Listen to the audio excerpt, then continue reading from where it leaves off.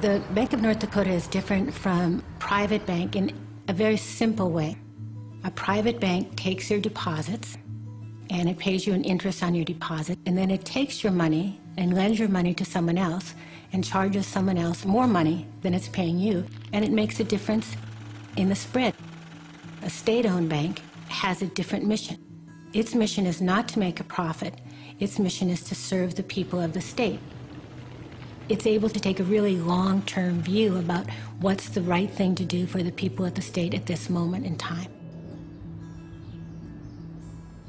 Right now, it's a $4 billion bank. It's capitalized with the state's earnings. It is paying interest on that money to the state treasurer, and it's using that money to create different lending opportunities for North Dakota family farms, for farmers who want to diversify, for students who want to go to college. When the Bank of North Dakota was being set up, it had been a state for 30 years. 95% of the people were engaged in farming. It was being, in the grossest terms, ripped off by the interests out of Minneapolis and St. Paul and Wall Street interest. And it was practically impossible to make a living at anything. If you would go to borrow $100 from the bank, you would come back with $68 because they charge you 12% interest and a $20 origination fee. And the farmers were really mad. The opponents of a state-owned bank did everything they could possibly do to stop it from being established. They took 2 challenges to the United States Supreme Court, and the United States Supreme Court said the citizens of the state want to do this, they should be able to do it.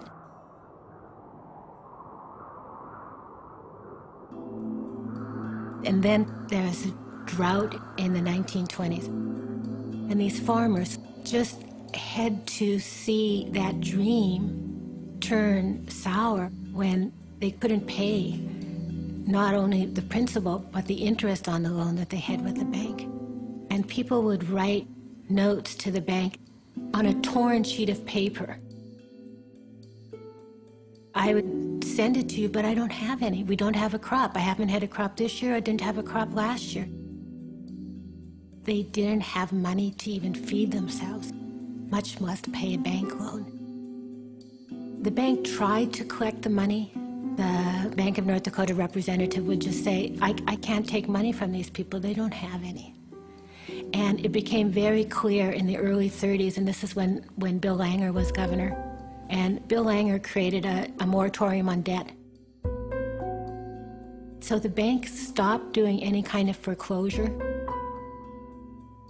and then allowed them to stay on the farms. When the economy turned around in the early 1940s, the bank sold those farms back to the original farmer at the price the bank had in them.